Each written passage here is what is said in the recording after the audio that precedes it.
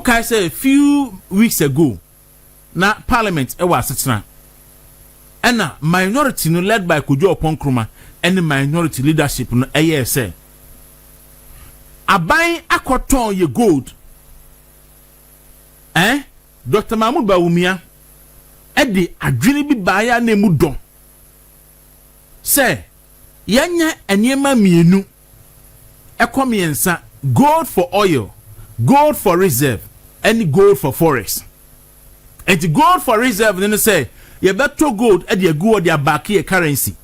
And the abre MPP fi aban no na efi kasapen no mo breso na Ghana ye gold deposits nyina ye 8 and na NPP ebe pagya ye de call 31 metric tons Edigu Bank of Ghana na eno esha say masidi no enya ahoden afi gold for forex no say Ghana ye better gold ewo cedis mu na yakoton dollars na enya dollar e dey support the economy and na gold for oil no and say the gold ebe kwakosesa oil na ye dey aba na every month ye fa $400 million enkokra oil NDC for buy no sa policy we nyina no ombeye ni see one time and na almost sa PMMC din ye and gold board and all that and omo ho credit afeda kuriya sore ya yes gold deposit na Bawumia epegu ho no 31 metric tons na odigu NDC for edibi kan ho ecoduce 37.8 or so no NDC for akoton mu 18.6 metric tons ana grobo say sabio oya busuan pani na oba na de busuan japade jaw na se wonya bi nka ho a na wo ho no won san ton enti aban ma kirekire mu ne enti a okoton gold no Bank of Ghana governor eba be kan say ai na den no ye diversification no ye den e kire na aban esa call parliament say afei de ye ma ne kwan parliament ensa ma ne tumi na onsan koto gold na krofo se da bi we dey na djuma na nsem pa na mo ne ye mo to kire yi because abria wo koton Ghana gold no na Ghana gold abria USA man san dwa so gold no ye ton no $4,000 $4,000 abria no $3,500 abria wo se wo kwa koto bi ti si a gold no ye ton no $5,500 enti sa wo se a na sa obesan aboeka to akire be $1.2 billion enti yenti ase se aden na ban no ebo pitri esoro koton ye gold no na ban na ase aba se yensa parliament ensa ma no tumi no san koto gold tie sha se bisa questions Emma Kujo Nkrumah nom e file motion of parliament say speaker of parliament emiente by partisan committee na mo fanya ehwehwemu na ye wo reason important here aban no etu sa na mo no as usual speaker of parliament and so politics ye ne denti and na oye partisan nti o se committee no ompene emiente emomu shuti committee no down and na committee na anya adwuma ebesi ene and drayi and na auditors report of Bank of Ghana ebaye no and ye hunu ne enti a say na Bank of Ghana for eton ye good no the enti ne say e simple Bank of Ghana aboka say susuro na mo kan say abria COVID-19 baye na Russia ni Ukraine to kwai baye na eba be weekend Ghana economy no na esa baye ade bi e domestic exchange program and no ma Bank of Ghana eboka na Bank of Ghana eboka no ekwan a NDC for edi aban a ewo so akufa da aban no efa so no na esiwani enso ka kire and na me ne wo kasai crisis bi e mai ene Ghana ban seize gold e wo Ghana nyina se ono pe no beto e de akwakoton enti okoto gold no or the koto asika no no da ba begu economy nim last year in 10 months aban no e de $10 billion e de begu economy nim enti crisis bi e ni ho aban ne ka kire se aban papa ba wa build the foundation wa say enti problem e ni ho e ba ne san e na putuprumu ye da sore ya se Bank of Ghana ankoton ye gold 18.6 metric tons Bank of Ghana ebebu agumebe collapse adentia enti report ni ba no NDC for Dimirika because Bank of Ghana report ba anke Bank of Ghana for na e disseminate your made but NDC aban any party no Ashanti media for bi pa se munye publications radio so TV so any newspapers money online enche Ghana for so Bank of Ghana boka na mo kana obebo no esuase Akufo-Addo de no e ka hi na obebo a yes 2025 itwam aban boka 15 billion Ghana cedis. And even if over 15 billion Ghana cedis now what the to Akufo-Addo edie ho a eye Akufo-Addo 2024 and election year no Bank of Ghana boka just $9 billion. 9 billion Ghana cedis. It is a Bank of Ghana boka 9 billion Ghana cedis in 2024. Now NDC for esoma boka 15 billion in 2025 and almost economy year bibia ekoyie no a. Na Akufo-Addo between Akufo-Addo and Mahama na hwan na papa. Ba ha na ade ne wo say ya hwie mu no eka no crown so ebu 15 billion no. So kokosha eka no operational losses no and 15 billion. That 15.63 billion. Na uko mu pa na kohwe mu a comprehensive income losses no and about 19.3 billion. Etu kan mi enu bomu a na so on number 34 billion eno no.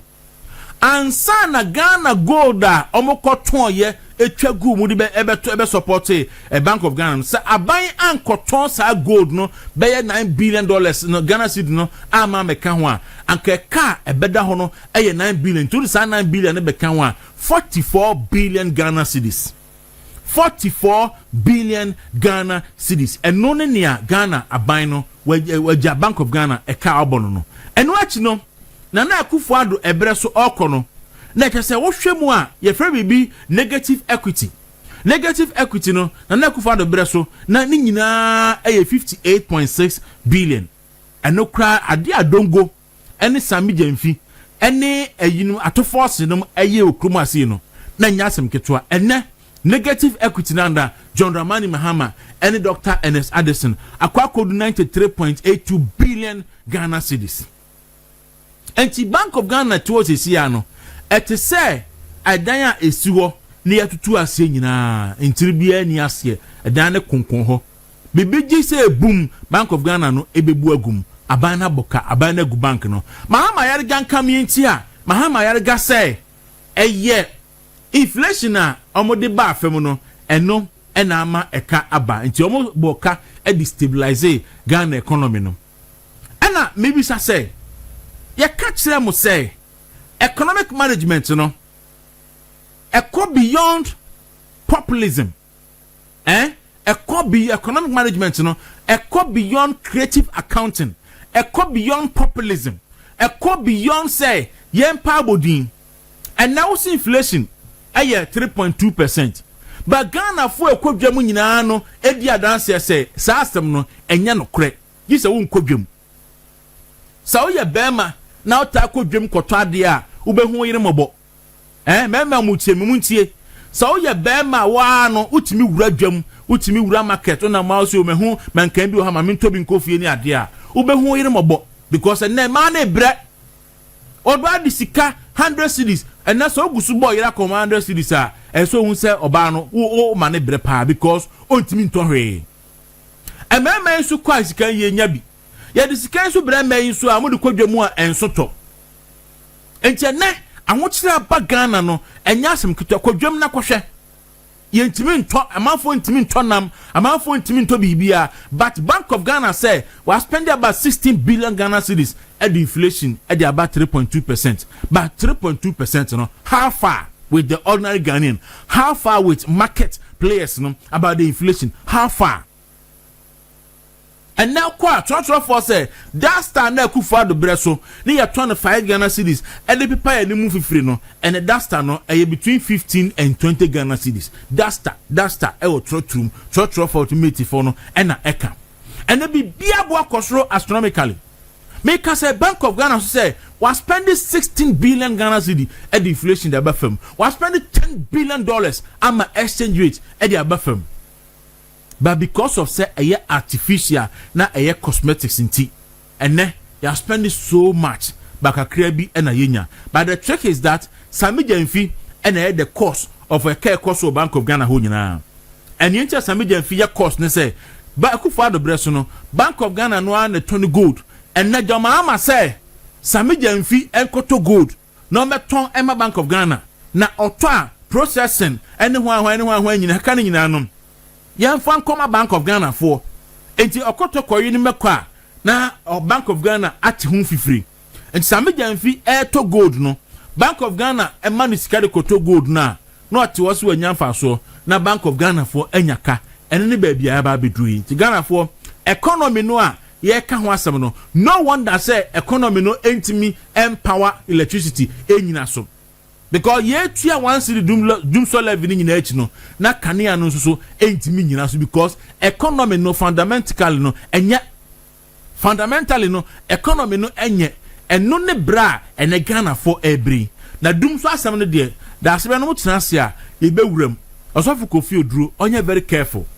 That's when to say be room near Kosansim to nyina. Enti Ghana for mo economy ni economy no a ye kan ho asem no eni o. Enti ena no nya me won say ye say atabi no masoma ne say o me press conference. Na me bisa say adongo wo hefa. Ato forcing wo hefa. Enimgu ase akwaba. Mo pre ye no ano. E ma be fare ma Ghana for eni say eye negative equity ene ko fare so 53 no. Ene mo di aba 93. Na mode losses no from 9 billion e di akọ friend saying 44 billion se ebe ya Ghana for a ebre ene nkrabia ene be kire weekend di wakwese bi okroma na me ko baby na me mfa entudwa for now omo de Mahama kambu praga no de aba no omo de ye Trotro Echo hospital ho me na me ka kire AC hospital Johnson ho you go hospital and you 3 cities Oba 3 cities. One Jesus can. Nah. Where the scandalous scandal. Yeah.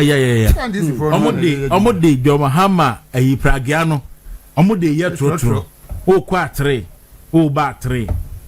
And I see. I see. Basi na juma no. Anya na juma no. Ajuma praga your mama ka so de pragiano be yentimi nye. Entimi nye. Wase health workers ni be ko nkrase. Pragia ye mfa ko krase. E krase kwan ya erosion after to get us out to be better praget me afa so nti ba bia kota wona eno betimi dia ya dwuma nti me be si junction wa usi a ne afa ne do ko o kwa 3 nyeme hunu na o ba 3 na me si ewiase se wani ti bebre ba o ma ponchi achi se na wo chirechiri ma no pa no na na do dan koku fa do time ade a ne bi nsi asase we Sudan isiye na yare kodiewu a ye generation na ehunu bi da ene tisi asase wi so ene ekum krofo amanya wo mu sika wo mu facilities akese ne papa ye de ko yare na o mu wu se nkokọ se sakunesi nkukọ mu no okọ itila o mu wu oba US o mu wu UK je ba bia enti obika se emponkompo ehuritan na go fu iri enko bede ande wo gina ha na nko ateta but na na do hu se de ade no kono so wanya bibia Ghana yesey ene ye nyina beko ana se de Ghana ye busua bo no city ni se de si adodo ye ho no ebo ba ako a ene abusua mu nyina ebe pra ya akọ nti so ye hu bibi ti na na do dan kokufu ado ne na ban eye nhihye ye se obebo Ghana fo ho ban afri sa covid yi ho e ma o ma no ye boka so say 9 billion. Yeah, no, in fact, at the time, you know, a car ne buy about 60 billion. 60 billion. Yeah, 2022 na make. But before some people be fear bemu. They were timmy reducing from 50 billion to 9 billion. Enti sanka MPP to so na sanka be ba fam feda. Bene just say see be free 9 billion no e dey 44 billion. Enti okay say reset no. Wa reset here dey ko ni chi. O se nipa wu a yenim kwan be fa se be se nya biu yenye Yesu nemu o man economy ni de sai dia yene ya adwuma ne ye ne ekodu ba bia duru no ye sai yire ho ye sai adwuma no biu a ebetumi asa akọ chi akodu ba bia na ewo no nti ebeba o man ho ka no ye NDC for so mun TV da Sam George Kotna TV so ke kansem kwase asemwa ke kansem hunu di diatem se Bank of Ghana governor ni useless ti am pam no kran free ho wan se wori nam nipam ke kansem basa enu ani adi bo nipa ho ban yo ba mo de mo ba ye no se me ka se President Mahama amamuo hu nyansa woni one amamuo pa hu nyansa sei President Mahama ne NDC for one krom ni de mo ya de ene se ye ba sika ne ye nyina ye nkyeni ni pepepe ende NDC for ye ho ade mebo ma ba so se ye wi o man sika kwen be fa so wi o man sika de o me ye number 1 mo de mo ba ye ka mo abebo ye no de na mo de ye ya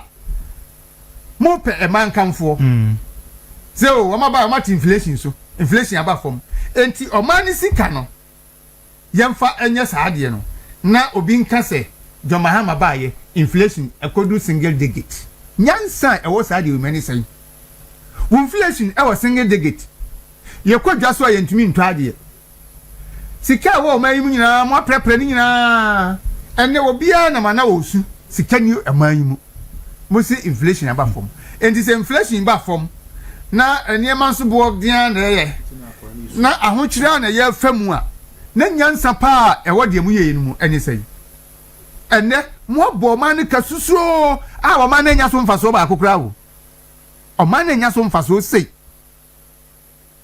nyansa fu a wo mo di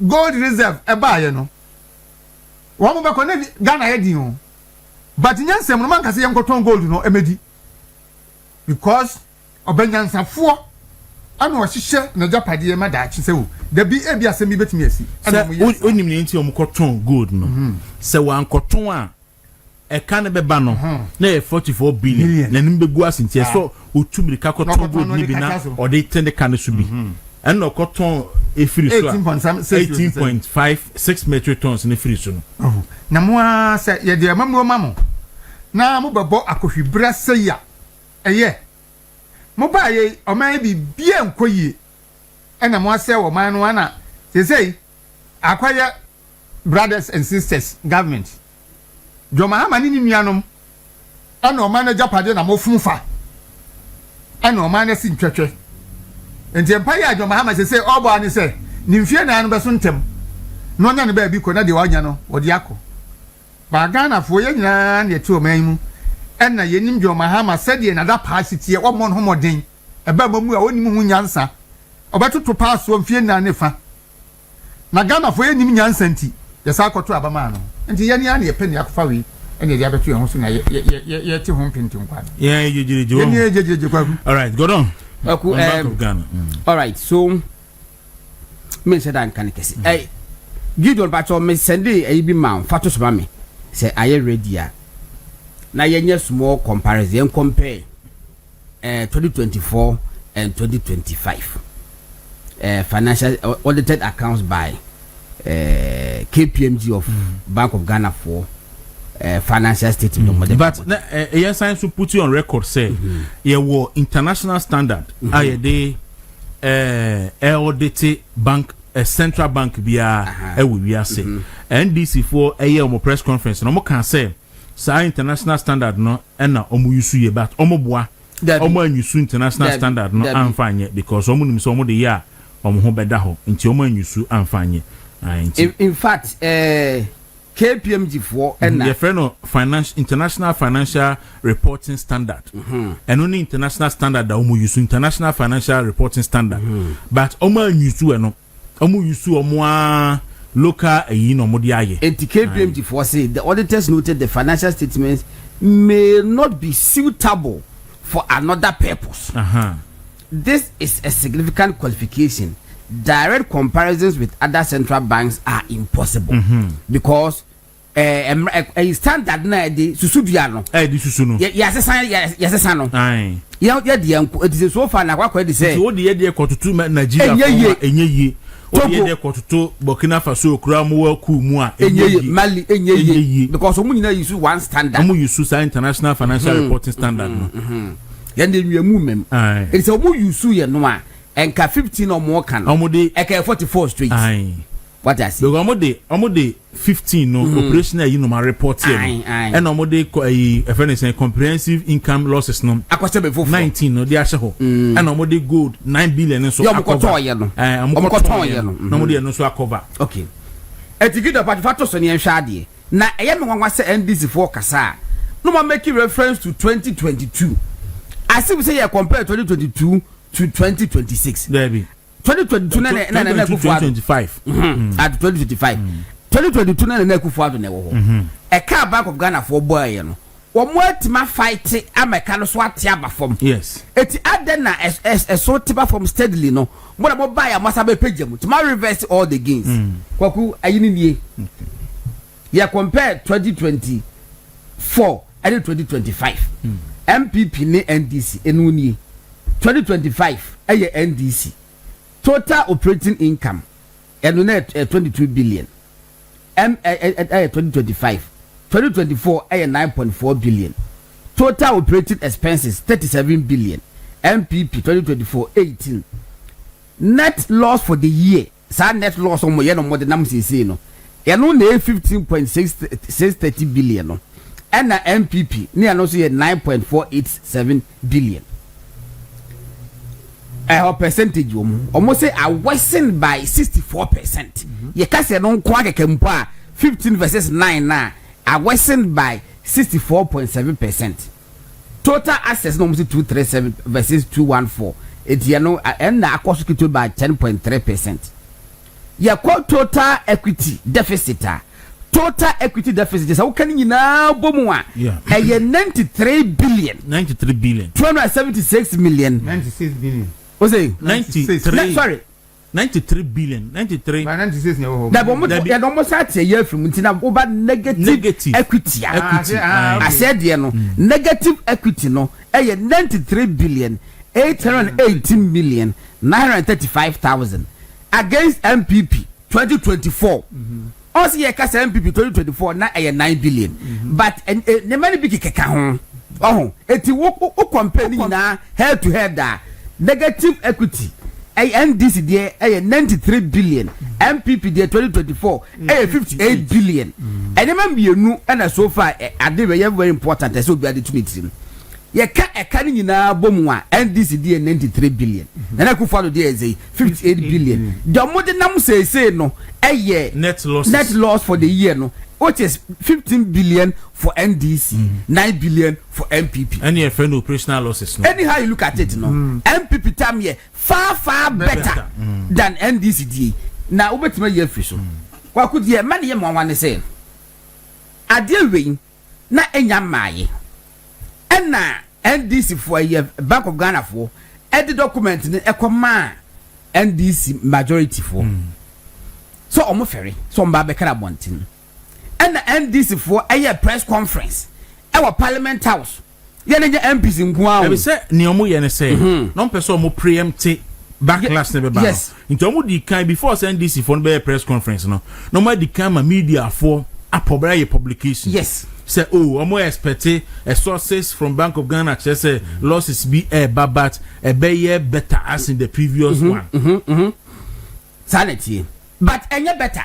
How can 9 billion 15 billion and better than 9 billion? What in your CSC cry now for 15 in Kwa can never be better. But NDC they say because almost 25,000 is saying. Who come to say 2,500. Better than 3,600. That 3,600. To me say better until you can say the 15 a cap 15 no ye better no be kanaya. And this is just obedient. Now I could report in buy you know. As I expose you at DB Summit Fi Gold Board. Yeah. Na me kind article be analysis be war my job online. What a heading was say how gold was beautiful were the two inverted commas. Yeah. Was how gold was beautiful 2025 financials created a $9 billion hole at the Bank of Ghana. Yeah. Now the bar tried the friend Edem Kuju. No was saying when the Ghana Gold Board announced last week through its financials that it had assayed a total of 103.8 metric tons of ASM gold valued at 10.8 billion and so while still ending the year with a surplus of over 5.4 billion, it certainly told a story of a successive state entity. The new kid on the block and our Twaswa was say it on the face value, the numbers pointed to a state institution that delivered on its mandate. But Reading those numbers alongside the Bank of Ghana's own 2025 financial results tells a very different story. Now, was it the same program that produced gold ball surplus handed the central bank a 9.05 billion net loss, deepening the hole in an already precarious financial position? And now, be a time when was how gold board was to operate. And was it a year and said, Scanner, you tried last year, say, what's that dollars? $300 million. Says, can you find my gold board? And not the no more the same. Bank of Ghana for Emma gold board for Sika. Now gold board for the Koto gold. No more that Bank of Ghana. Now gold board for a charge Bank of Ghana. Gold, no, master, I recorded losses. Gold nitono, cost, so. Yes. So very refined good, no. Yes. Na obey nyina sa cost nyina. I say you know. Any I say nyina aka ho. And sa aka nyina Bank of Ghana na efa. Again, gold board say auto gold no the competitive price na and crofbe smuggle gold na ko. It's the international market price no $1,000 na or the 100 account na $1,100. And sa aka nyina no Bank of Ghana for na eden efa. And Bank of Ghana say gold board akwaton gold ni nyina wie no sanka Bank of Ghana na ekoto a so beton 100 cedis gold board be man 110 and 120 Ghana cedis. And saka ni nyina absorbing ni nyina gu ono ma na bank na eden waboka. And the first 214 million na yedi kan a report IMF edi kaka ho asem.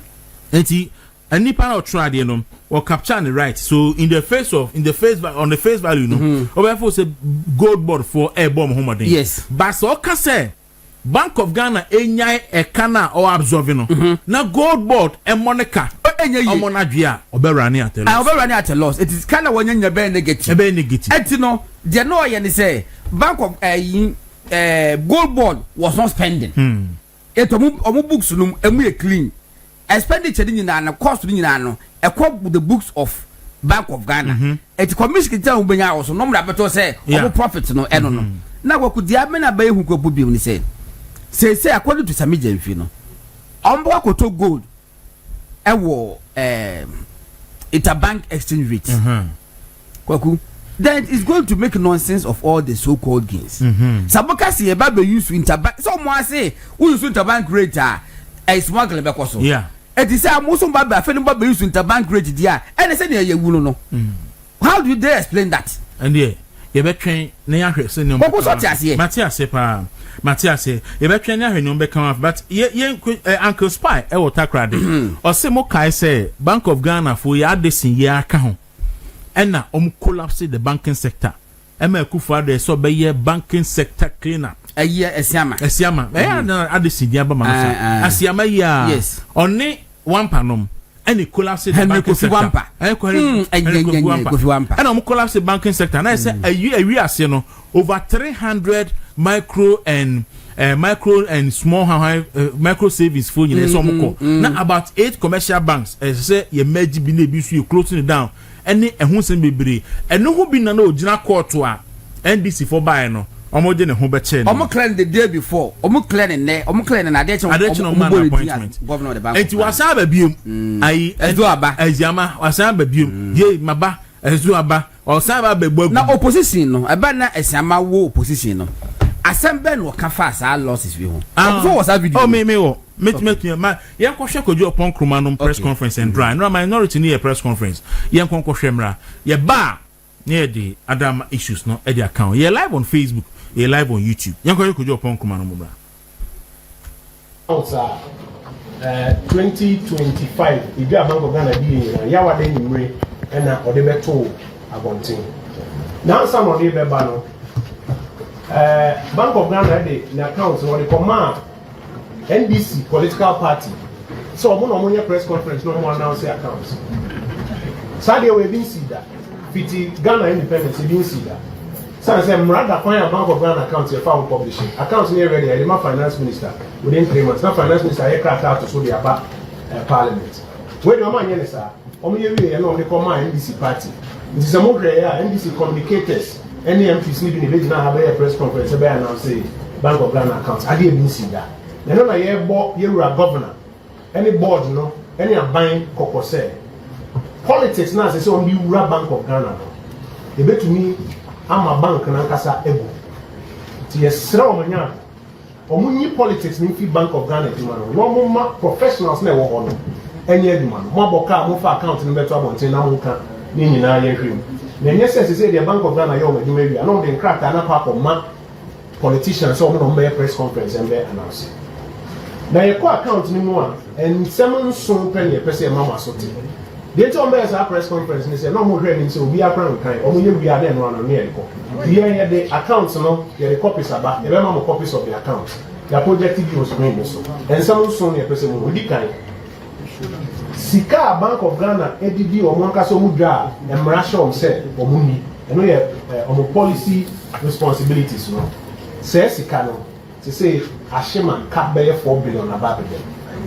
say uko account ni mu a almost the same so munya sika 22 billion ena ejuma mrashom so munya no almost 16 billion yeah one kind year won say sa 22 billion no mo kan no omoko yi Ghana ya assets ni bi titiri ye gold no mo ton ye e di enya 9 billion kan wan sa no mo nya 22 no e ti se dia ya mo adwuma se hweso na adwuma no waton ne ma boka nti adwuma wura ba enkonwa ne ejapade kakra wo adwuma no no so waton aka ho e na o dia kan sales no se ke sales am ye pam jo sa ne ye no e no ma ye wa say who is assets na omo ton ye ni free mo Sika omunya ye 12 billion. What 16 ni fima o maboka be 4 billion.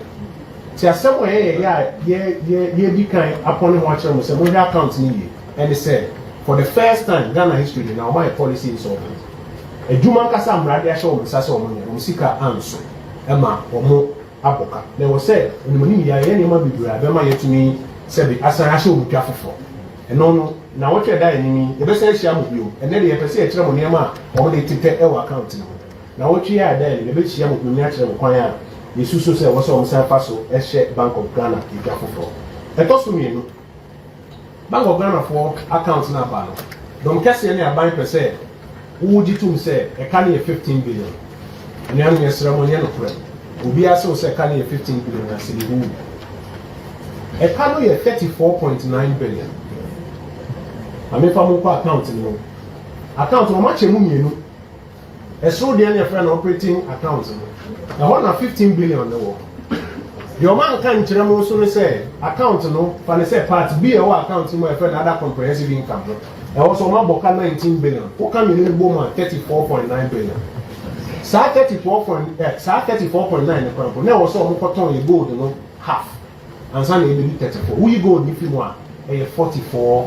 billion ya e kana ka say ya de ya spam post ne so o mo pese o mo tu futu Ghana for ni nti asubi e dai so I to so me say e be mama so ati say e kana nye 15 billion actually 44 billion na wo ko balance sheet a be bi o mo sese o maja pade na adwuma no ni wura bisa o say nti mo ko ye mfa so na ka he na mo de ba fi e ho de o maja atum say 35 billion e kana mo de aba fi but on mobile account no say 15 billion because on the 19 billion na there akote the enti o to be the tell and say o must some accounting standards na Bank of Ghana na your accounting standards o kan ni na bom and na say o must some no be a press conference no di Trotro Ghana for so the IFRS we are seeing na accounting standards no there no mu give so be an kan account no but so atro say wo ko account no but o ko so o ma ye auditing KPMG for natural we say enye IFRS no be no be o accounting standards ene no na mo kwan mo metu ni 19 billion no akoshe baby for 1 year we because what I said 15 sa accounting standards no directors of the bank we so adia to say enye IFRS ena omutu o makasa accounting standards na omutu e to so na bank no efiase esi kwantin pon paso 2022 ahokyere ba ya bank no boka 48 billion and so mo ka be do 60 billion na on the boa ma yetete Ghana ka so na bank no efi ase yetete o mo ka so ko graph na ye kire mo na o hwa se ho na graph na first na bank no profit and then the work bonkum ho no green na o mo nyam faso 2022 asɛm buy nti na bank no ɛbɔ ka 60 billion ɛna Trotro bɛyɛ 54 billion bɛda hɔ efi hɔ no ɔmo atete ɔmo ka no so the next year na yɛ 13 billion ɔmo san ate so bi 9 billion nti nka fie wei deɛ nka bank no bɛyɛ profit na mɛboa esan hyehyɛ bɔne ɔman wɔ hɔ nti hwɛ capital bi edu ma ada 96.3 billion na sisi Trotro naba bɔn mo bɛ sɛ ɔka kyerɛ sɛ 15 billion ka bɛ ma ɔka 61 wo de 15 ka ho a ɛnkodu 90 da because 35 da ɛna ɔde ka ho 35 no ɛna ɔde ka ho bedu 96. All right, so yɛra akodwo ɔpɔn nkroma ɛna mote ne nka sɛ ɛndra minority press conference no na o chichi munafe ode nsem no nyina so ede etudua so minority no enso godon ede nchiremu ede aba na omayade pa se ebre nyina no amutimi ehwe na amutimi eka sa nsem no kure wu mu ede kire Ghana fo na onipa amadi ne ho ya pa ye Kofi Asare of Edu Watch. Kofi Asare of Edu Watch. Omayade government was a group for Omayade weekend me hu say ora Samson Ladia yeni all tiemu about a kwaya aba no e fa so na all kan crofo ka sabo aso mo yem afei dia men wo mo government was a group for ye tiemu nyina no pay ene ba bia mo bia se na no meriada e be kan so no so government was a group no so yati all right nti e be kwa anim na mo me enkohwe Kofi Oduro na yenyini Kofi Oduro nkomo kakra o de Bank of Ghana yini to governor no okay onto da ma Gideon da okay all right Gideon dey me yemo anu wi ane Kofi Oduro me yemo just about 36 seconds per me yemo wi sia. But what they are doing now, one of the problems, and which is a line when, but what they are doing now, one of the problems, and which is a line when you look into Bank of Ghana's financial statements. You know, there's something they have there called exchange losses. You know, it's contributing to the losses they are making. So there's no efficiency. You know, so whereas they said we are increasing gold reserves or whatever, how about the cost in terms of liquidity management that they are incurring? So our point is that do things efficiently. But what they are doing now, one of the problems catch them say economy no go beyond propaganda. And Asiama the propaganda and manage economy. And to the 16 billion Ghana cedis at the inflation, with the 16 billion at the inflation about 3.2%. With the $10 billion at the good economy and sana exchange rate no and now somewhere and I'm saying 15 11 12 and if I say set $10 billion no ma ankabana economy no hifana dollar na say na 16 billion Ghana cedis ankabana inflation I'm saying but question back on say open so fighting inflation any forex exchange is this the only way you are better fight here na abwama na bafom there be no crowd money say aban o de emfa de say do 15 billion 60 billion o ka say fa say na true a say aban fa 16 billion Ghana cedis no mu economy no mu a inflation na say 3 point something no nkenye sa say we no exchange rate no be na be 13 na say 14 ya can na be actual strength can ha wo bia nka be mo bia ye okay na MPP for start kan asem we say omo SSS no the Akokugu Bank of Ghana. Yeah. Oh, yeah. MS can Mekubia Fanya one. You can't almost want to ask. I mean, family Kaipa could do a Ponkroma was very consistent. Say, sterilization no more. A better economy. It's I didn't masterize the air to Sicano. And the free economy. It's war pest or a buy air, you be a purchasing power. Every name. Goose need ye ewa bontiu ukokoma ba wotimi koto ejo esa wo hwe saa na wotwem na ejo di fo no so ti ho omubu afu na omukwa don bedie no etito bi obo o say why na you said na watwe obekọ shop 4 times because tabi oboboka entene won ko target days bia na wakọ saa cost no ene ehun ka no na ba bonte no na Ubeti media I want to say radio 95.9 my system no ankasa no in case natural course na inflation no se be stay 15 mpa because kwaku say inflation e what 3.5%. Na me ntime nto ade na inflation was 15%. Na me ntime to ade a who cares about it? Me say Trotro mate for me koto no mo ka so say ekufo ade bre so that time mo de people mo animu fifiri no na between 5 and 7 Ghana cedis ene between 15 and 20 Ghana cedis eno mo de to that star e tu wie na ko ka kire Trotro mate ni say inflation here 3.2% a obe hu say woni mu nyansa want debi because na ko dwamu a before man sanka kan ko to body ba enso to benam ko to body be go na abre ay kokko na ni nyina apro onye obi mpoma na nto because can incrofo butu yeah of ya fosuaje was do you remember Dr. Addison said he could hold the dollar at a lower rate? Yes, what kind? But that it would be at a cost to the nation. Now he's vindicated. Yes. The cost of keeping the dollar low stares us in the face now. All right.